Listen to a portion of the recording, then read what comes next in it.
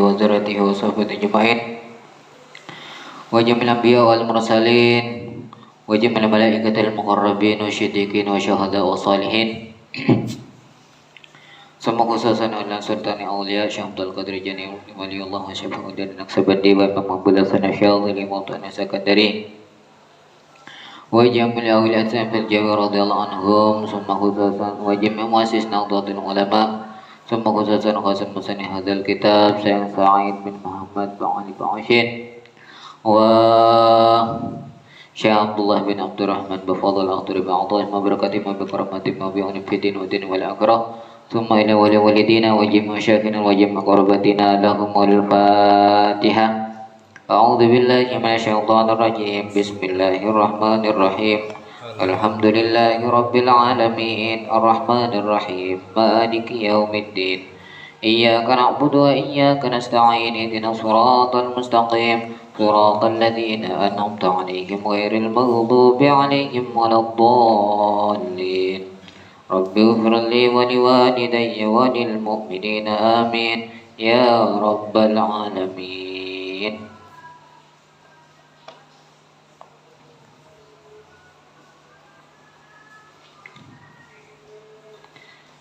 Sekarang halaman 10 cetakan lokal. Halaman 10 cetakan lokal baris ketiga. Halaman 10 baris ketiga cetakan lokal. Kalau cetakan Darul Minhajnya halaman 108.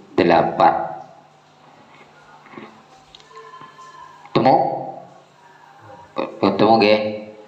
Ya. Bismillahirrahmanirrahim. Qala al-musannifu rahimahullah ta'ala wa nafa'ana bihi wa bi'ulumihi fid dharaini amin ya rabbal alamin.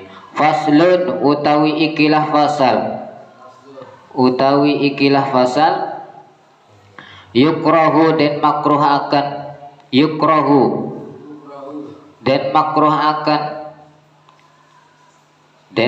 akan opo al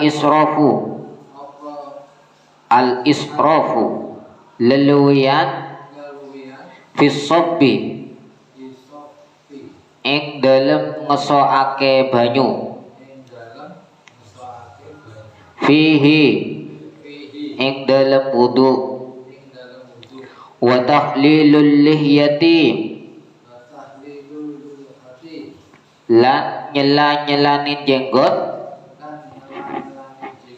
al kasati kang ketel lil muhrimi kaduwe wong kang ihram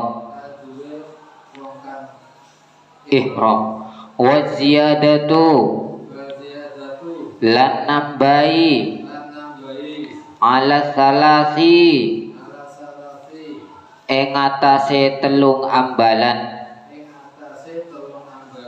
wal isti'anatu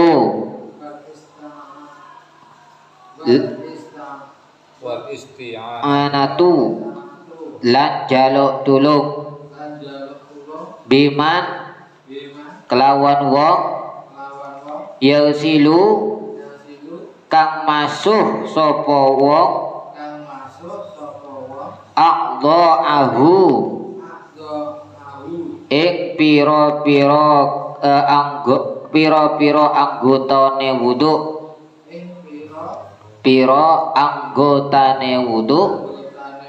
illa li udhrin angin krana uzur.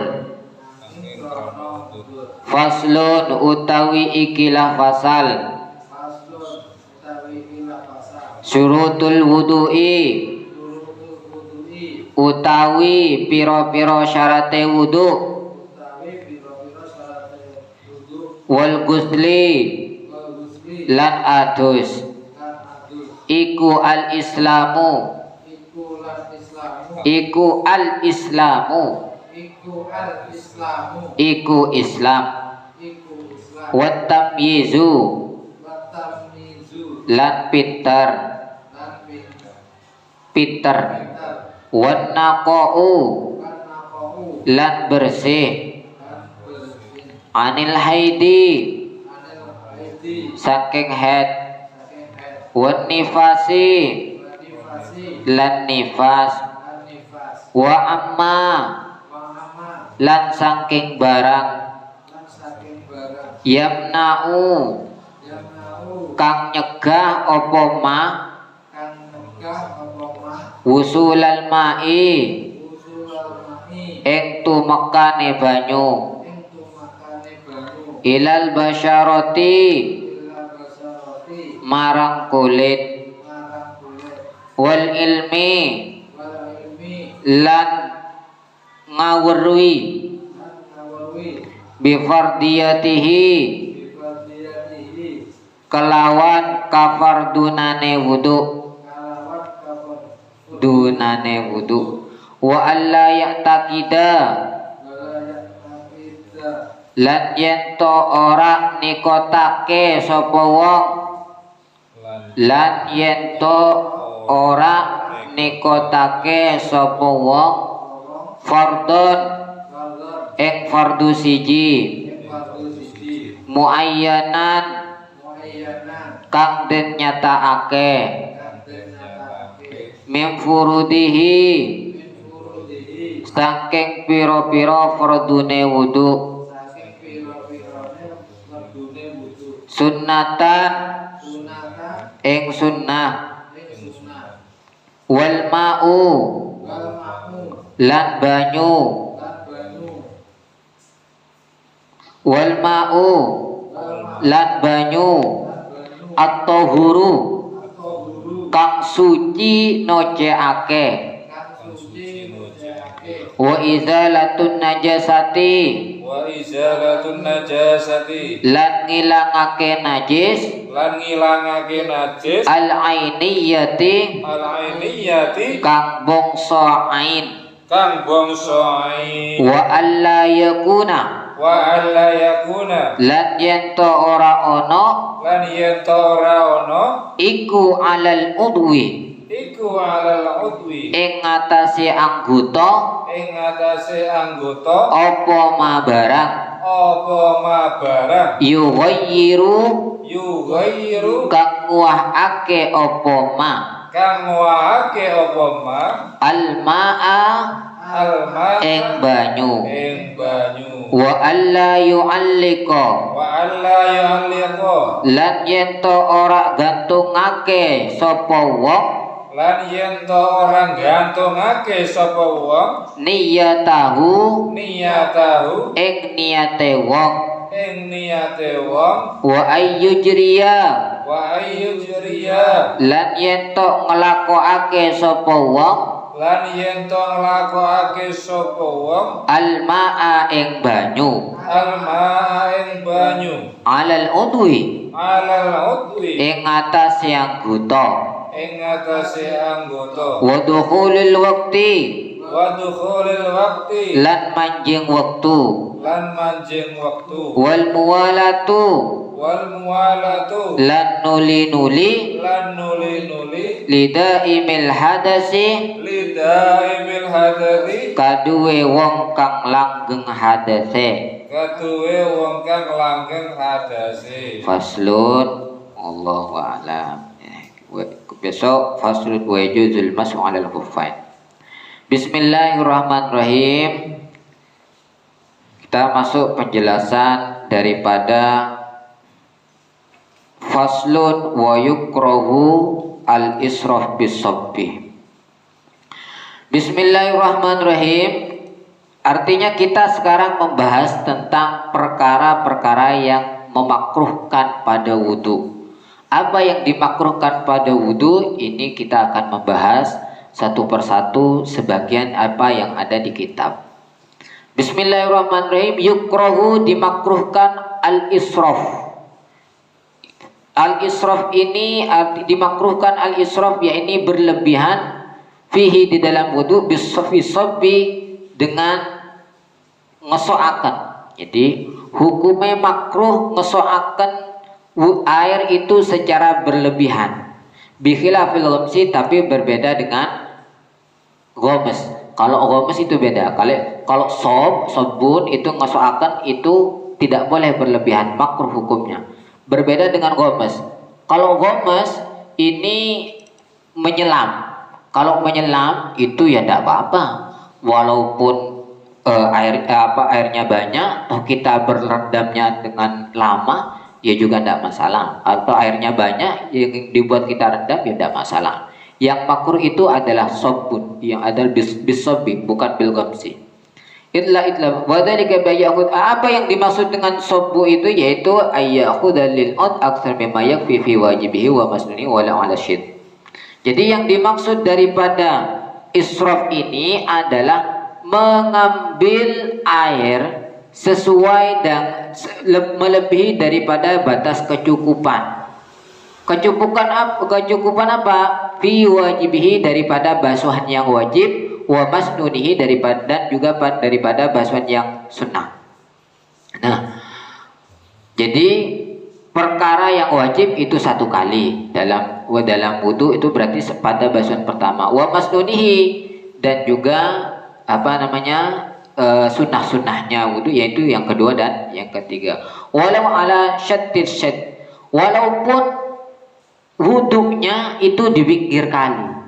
Jadi umpamanya ngambil air di sone, ternyata walaupun itu di pinggir kali, itu tetap hukumnya makruh. Ini seperti itu. Jadi berlebihan dalam menggunakan air itu hukumnya makruh. Tidak haram, cuma makruh. Kemudian selanjutnya yaitu tahlilul lahyatil muhrim, menyela-nyelai jenggot terhadap orang yang muhrim, orang yang sedang ihram. Nah ini kenapa? Karena dikhawatirkan gugurnya rambut orang ihram. Nah jadi kalau orang ihram itu tidak boleh ada yang terlepas.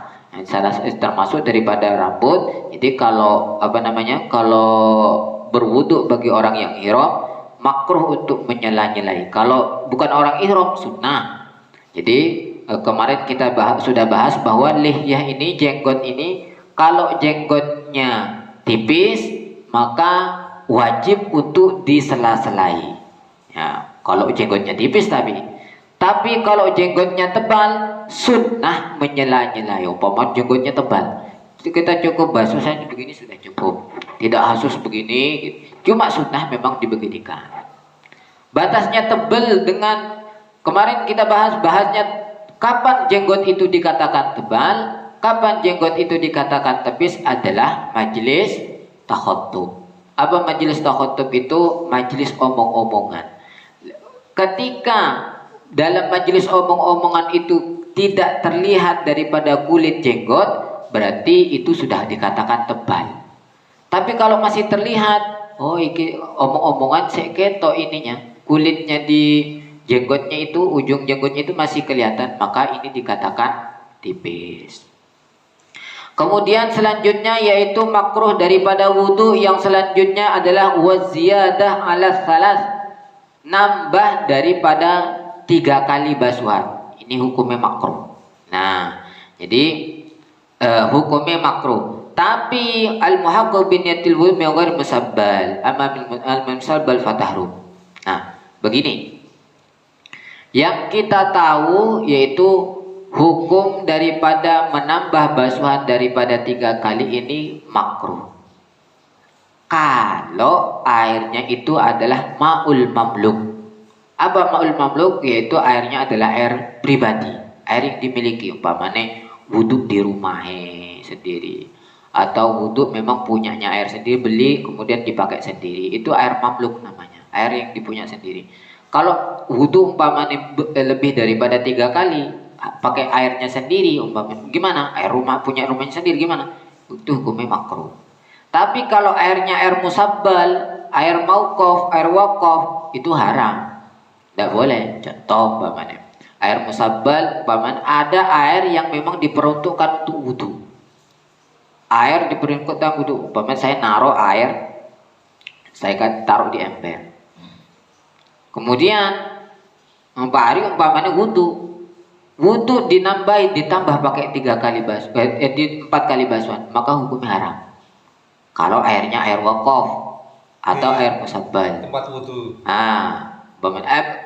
Seperti kalau di contohnya di sini adalah mi'doatul wudhu, tempat air wudhu. Umpamanya seperti air wakafan, mungkin seperti di masjid itu air. Kalau memang wakifnya itu meniatkan airnya ini sebagai air memang khusus wudhu, biasanya ada gubangan, ada wadah memang dikhususkan untuk wudhu biasanya di masjid itu. Maka gimana? Hukumnya tidak boleh lebih daripada 3 kali. Kenapa? Hukumnya haram. Kenapa? Karena wudhunya pakai air wakaf, pakai air musabbal. Air musabbal itu air yang dicawisakan. Kalau wudhunya pakai air sendiri, ya bebas, maksudnya masih ranah hukum makruh. Tapi kalau airnya sudah air wakaf, air yang memang diperuntukkan wudhu, oleh orang yang mewakafkan itu, kok dipakai wudhu lebih dari 3 kali umpamanya, kan basuhan pertama ini hukumnya wajib, basuhan kedua sunnah, basuhan ketiga sunnah, ditambah lagi basuhan keempat, maka hukumnya haram. Kenapa? Karena menggunakan airnya itu merupakan air wakafan, jadi itu tidak boleh. Atau itu namanya air wakafan. Ada lagi air musabbal. Jadi musabbal itu air yang diperuntukkan khusus. Air yang diperuntukkan khusus biasanya air diperuntukkan khusus untuk wudhu, air yang diperuntukkan khusus untuk minum, air yang diperuntukkan khusus untuk cuci tangan umpamanya. Kalau ada orang mewakafkan namanya diperuntukkan khusus, itu namanya musabbal. Kalau air seperti ini disalahgunakan, juga hukumnya di sini juga terkena haram di sini. Contoh umpamanya, air diperuntukkan air musabbal untuk wudhu, emang digunakan untuk wudhu, diambil airnya untuk minum, maka gimana? Haram. Ada air umpamanya sekarang musim COVID, air naruh di depan orang itu biasanya naruh di depan, itu untuk apa itu? Untuk cuci tangan. Kok dibuat wudhu umpamanya, kok diambil untuk minum, maka juga hukumnya haram. Kenapa? Karena tidak sesuai dengan daripada apa yang dikehendaki oleh si wakifnya itu, si musabbil itu. Jadi seperti itu. Bahkan di sini dikatakan memindah pun tidak boleh. Contoh umpamanya air air wudhunya ada di masjid. Air wudhunya ada di masjid. Kan musabbal untuk wudhu, ya, air musabbal untuk wudhu, tapi itu ada di masjid. Kebetulan ada teman saya mau wudhu di luar, tolong ambilkan air saya ya, ambilkan saya air saya mau wudhu di luar masjid. Maka gimana? Hukumnya tidak boleh air itu dipindah. Dipindah pun tidak boleh, apalagi dipakai untuk yang lain. Padahal dipindahnya untuk digunakan berwudu. Nah, ini juga tidak boleh. Ini namanya air musabbal. Nah, jadi seperti itu. Nah, yang di sini yang makruh itu adalah ketika airnya ini air ma'ul mamluk, air yang dipunyanya sendiri. Tapi kalau airnya air musabbal, air wakaf, maka hukumnya haram lebih daripada 3 kali. Nah, seperti itu. Kemudian lagi adalah wa kama tukrahu ziyada ala thani yukrahu naqsu anha. Begitu juga nambah. Hukumnya nambah daripada basuhan ketiga kali, ini hukumnya makruh. Begitu juga kurang dari 3 kali, hukumnya 2 kali. Hukum membasuh 1 kali, ini juga hukumnya makruh. Membasuh anggota wudhu 2 kali juga hukumnya makruh. Sing sunnah gimana? Ya 3 kali. Ya kurang dari 3 makruh, ya lebih dari 3 itu juga hukumnya makruh. Maka karena Kanjeng Nabi di sini tawadhu salatan wa salatan. 3 wudu lah, salatan 3 kali 3 kali. Ini ada perintahnya Kanjeng Nabi. Nah, seperti itu. Jadi intinya menambah 3 kali ini yang perlu diketahui, banyak orang yang masih belum paham membedakan airnya. Kalau airnya itu airnya di situ airnya mamluk, air miliknya sendiri, maka hukumnya cuma makruh menambah basuhan daripada 3. Tapi kalau airnya air musabbal lil wudu atau air waqafan, maka hukumnya haram menambah basuhan daripada 3 kali. Nah, itu salah satu makruhnya wudu. Kemudian selanjutnya yaitu al-isti'anah biman yaghsilu a'dha'ahu illa li'udhrin. Isti'anah, minta tolong dalam bersesuci. Nah, bersesuci. Jadi untuk membasuh anggotanya. Tanpa udzur, dia sehat umpamanya. Dia ini sehat tapi masih minta tolong orang dalam bersesuci. Maka gimana? Hukumnya juga makruh. Tapi kalau ihdharul ma beda. Ihdharul ma ini menghadirkan air. Contoh umpamanya, saya wudu, umpamanya saya berwudu, pengen wudu. Halal kan? Monggo halal. Oh. Ada saya umpamanya saya berwudu, minta tolong Pak Irwin, nyontolong saya ambilkan air, saya mau wudu. Nah, ini namanya ihdharul ma, menghadirkan air. Kalau seperti ini hukumnya tidak masalah, la ba'sa. Nah, kalau seperti ini namanya ihdharul ma, menghadirkan air. Tapi kalau umpamanya meminta untuk membasuhkan, maka hukumnya makruh. Nah, seperti itu. Jadi bisa membedakan antara minta tolong untuk dibasuhkan atau minta tolong untuk ihdharul ma, menghadirkan air. Ini harus dibedakan. Yang makruh ini adalah minta tolong untuk dibasuhkan, padahal ya sehat, kecuali memang tidak bisa berudzur, maka hukumnya tidak makruh. Nah, kalau memang ada masalah, ada mungkin sakit atau apa gitu macam. Kemudian juga dikatakan di sini yang makruh juga adalah wa ayyatu ada wala ghurim bimma irraqid malam yastabhar. Berwudu di air yang diam, di mana airnya itu tidak istibhar, tidak banyak. Airnya diam, tidak mengalir. Kemudian wudu di situ. Nah, wudu di situ, maka ini juga hukumnya makruh. Kemudian juga makruh adalah berwudu dengan air mimma ikhtalafa fi tuhuriyatihi, yang masih diikhtilafkan ini masih dipertentangkan. Iki air suci apa ora? Ini suci apa ndak ya? Nah, kalau air seperti yang dipertentangkan, iki kira-kira mau najis apa suci ya? Maka gimana hukumnya makruh? Tayamun ini mengambil daripada yang kanan dulu, kemudian yang kiri. Nah, ini yang sunnah. Tapi kok dibalik, umpamanya kiri dulu baru kanan, dahulukan basuhan kiri terhadap kanan, ini juga makruh. Mubalaghah fil madmadah wal istinsyaq lishaim. Makruh juga adalah kumur-kumur ataupun menghirup air kepada dalam hidung bagi yang dengan cara mubalaghah. Mubalaghah itu di sungguh-sungguh umpamanya. Tapi dalam keadaan puasa hukumnya makruh. Lantas gimana? Ya, kumur-kumur tidak apa-apa, kumur-kumur sekedarnya, tapi jangan diobok-obok benaran, itu jangan.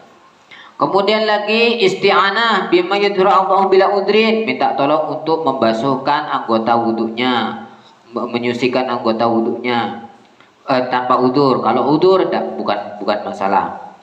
Kemudian lagi adalah israf ka ayyakhudha fil ghuruf ziyadatan amma yakfil adwa law kana yaqtarifu minal bahr. yaitu mengambil secara berlebihan daripada apa yang seharusnya dicukupi. Umpamanya ngambil air segini sudah cukup untuk basuhan muka umpamanya, kok ambil pakai gayung besar umpamanya, umpamanya seperti itu, maka gimana? Hukumnya makruh karena membuang-buang air. Kemudian ziyadah ala salat, menambah basuhan daripada 3 kali, sudah diterangkan lagi. Begitu juga kurang dari basuhan kurang daripada 3 kali juga hukumnya makruh. Kemudian kalau ragu 2 apa 3, maka di sini dikatakan akhadha bil aqal ihtiyatan, yaitu ambil daripada yang paling sedikit. Umpamanya mamang antara 1 dan 2 berarti ya 1, mamang antara 2 dan 3 berarti ya ambil yang 2. Kemudian dikatakan juga di sini adalah wa yahrumul israf badan ala sana yakinan fil wudu wal idza kana al mauquf, itu satu tadi ya, fil mawda'atil fil jawami. Jadi hukumnya juga bahkan haram di sini israf, hukumnya juga haram israf, haram menambah 3 kali pada air yang digunakan secara yakin, di mana airnya itu adalah air mauquf, air wakofan. Contohnya seperti apa? Ya di masjid-masjid itu kan juga itu akan termasuk air wakofan. Kalau sudah air wakofan, kalau airnya air wakofan seperti masjid, itu menambah daripada 3 kali hukumnya haram, bukan makruh lagi, dan sudah haram. Kenapa? Karena airnya ini adalah air wakofan. Kemudian juga di sini adalah wajibul iktisar fil musabbal ala ma arada musabbiluhu. Wajib untuk iktisar. Untuk iktisar ini artinya adalah digunakan apa yang seharusnya digunakan dalam air musabbal.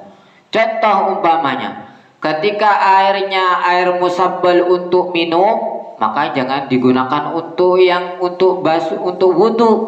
Ketika air ini digunakan, diwakafkan untuk wudu, jangan digunakan untuk minum, apalagi digunakan untuk yang lain. Kemudian lagi di sini adalah wa yuhrumu isti'maluhu fi ghairi ma dzukira, dan haram juga menggunakan air tersebut dari apa yang sudah disebutkan, dari selain dari apa yang sudah disebutkan. Contoh umpamanya wasliyatin wa sabin wa nahwi dzalik. Umpamanya airnya dibuat untuk umbah-umbah umpamanya, ini juga haram ya. Bahkan di sini dikatakan kalau airnya di sini digunakan untuk istinja, maka juga haram. Istinja ini maksudnya digunakan untuk apa? Cebok apa segala macam. Air wudu yang digunakan untuk wudu digunakan untuk cebok atau BAB, ini juga haram hukumnya. Tapi menurut Syekh Sabro Milisi boleh, tak apa-apa, yujuzul wudu wal istinja fil ma'il maghatis lima yuridul ghusl li'anna dzalika min sunanihi. Nah, bagi memang airnya maghatis untuk mandi. Nah, kemudian sekarang itu adalah beberapa makruh-makruhnya wudu. Intinya menurut makruh di sini, intinya makruh-makruhnya wudu adalah menurut Ibnu Hajar wa yadhharu anna kulla sunnatin ikhtilafi wujubihi yukrahu tarkuha.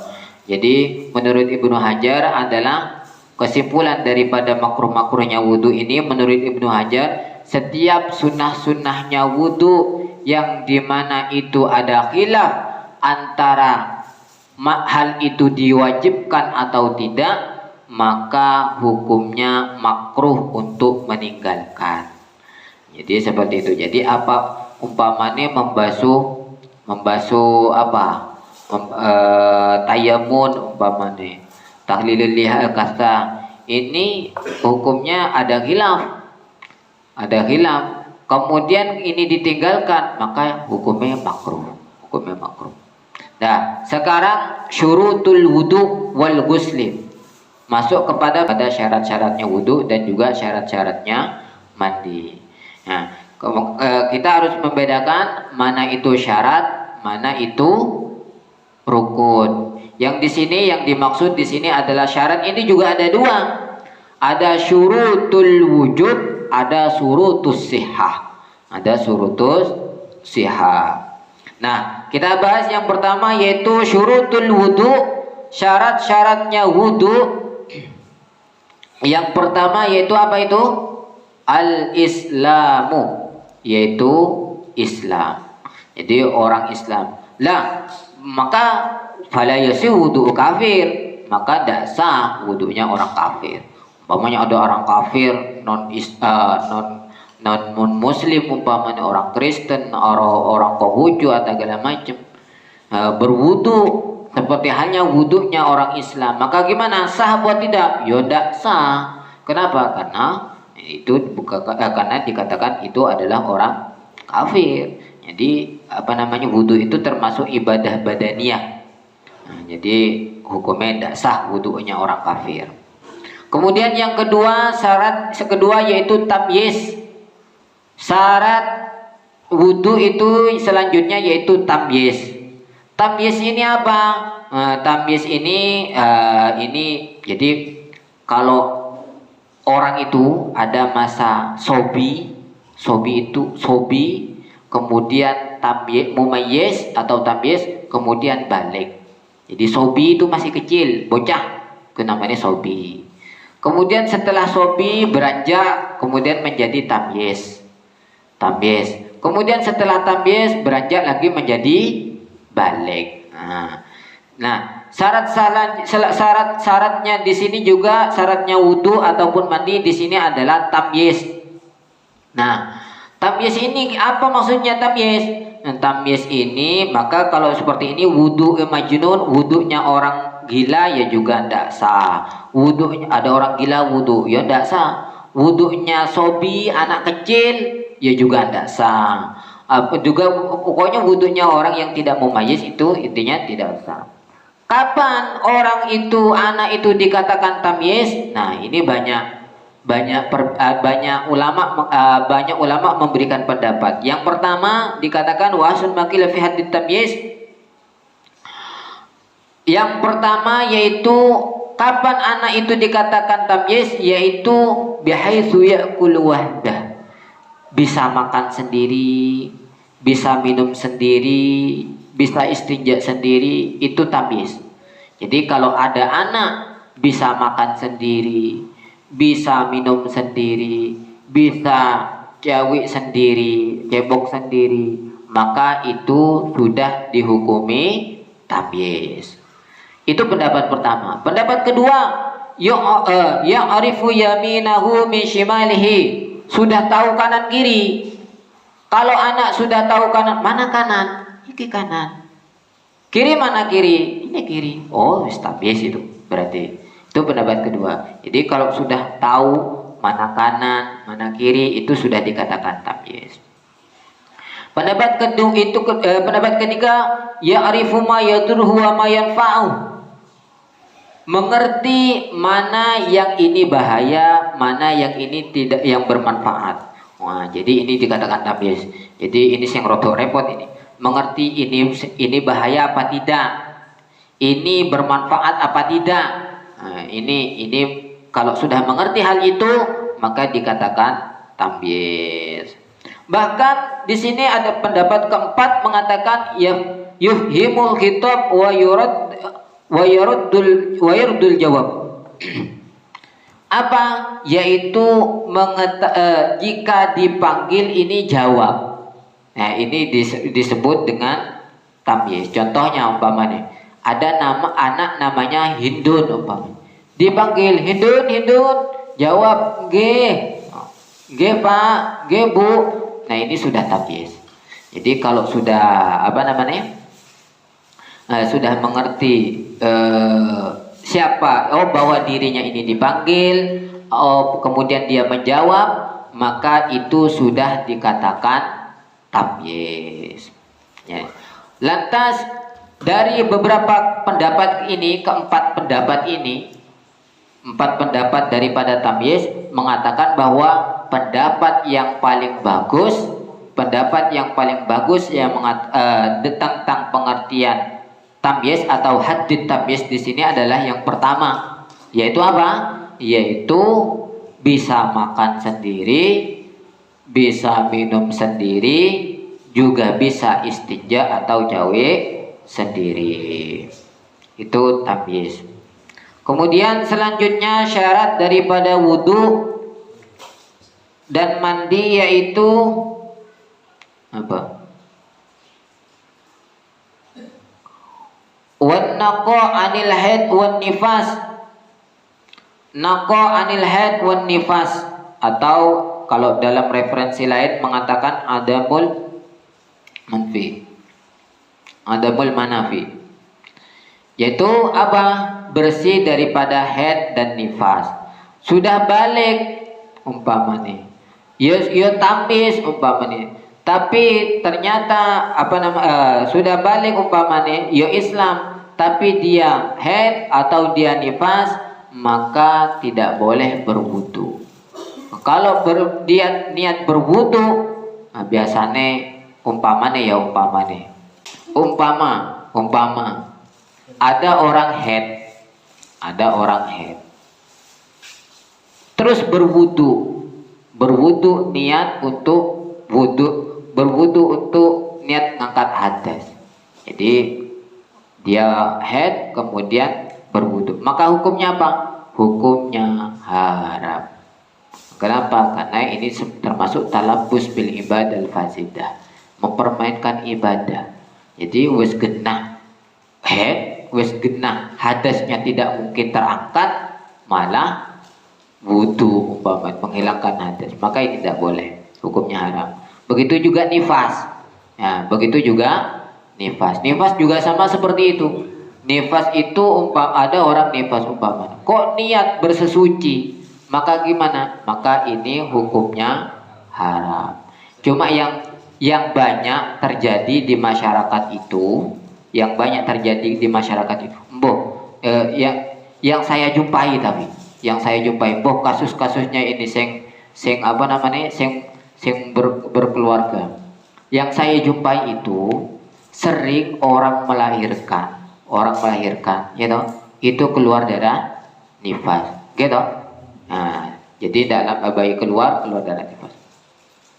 Yang sering saya jumpai itu terus digotong jedeng dipapah dari nanti arepe mandi wilada. Jadi kan yang mewajibkan mandi yaitu haid, nifas, wilada. Wilada ini artinya melahirkan. Nah, jadi kalau sudah melahirkan itu apa? Kemudian seakan-akan mengatakan bahwa kalau sudah melahirkan berarti wajib mandi, kan seperti itu toh pengertiannya. Nah, yang banyak itu ya kejadiannya seperti itu. Jadi setelah melahirkan dalam keadaan nifas digotong dipapah, karena dalam keadaan lemah digotong dipapah ke jeding. Artinya mandi besar. Mandi besar untuk apa? Untuk wilada. Padahal dalam keadaan nifas. Nah, ini sering saya jumpai ini. Ya. Lantas gimana sih benar? Ya tidak usah mandi. Mandinya nanti ketika nifasnya itu sudah berhenti. Nah, ini yang banyak yang sering saya jumpai seperti itu. Memang syarat mandi itu adalah suci dari haid, nifas, dan wiladah salah satunya. Kemudian wiladah ini melahirkan. Kemudian setelah melahirkan walaupun dalam keadaan nifas kemudian mandi besar. Ini salah kaprah, seperti ini salah kaprah. Nah, lantas kapan mandinya? Ya nanti setelah nifasnya selesai. Kecuali memang tidak nifas. Contoh umpamanya melahirkan kering, tidak ada darah di situ, maka gimana? Ya mandi di situ. Wajib mandi wilada. Tapi kalau masih ada darah, tidak boleh mandi wilada. Kenapa? Karena ya haram. Sudah tahu dia nifas, sudah tahu dia mempunyai hadas besar, kok niat menghilangkan hadas besar? Percuma. Nah, ini yang disebut dengan talabbus bil ibadah fasidah, yaitu bermain-main atau tala'ub atau menggunakan beribadah dengan ibadah yang rusak. Ini hukumnya haram. Sama seperti wudu, wudu orang haid kok wudu, ya juga sama, haram. Seperti itu. Nah, kemudian lagi selanjutnya yaitu wa amma yamna'u wusulal ma' ilal basyarah, yaitu bersih daripada apa yang mencegah wusulal ma' sampainya air ilal basyarah pada kulit. Nah, bersih atau bersih dari apapun yang mencegah daripada sampainya air kepada kulit.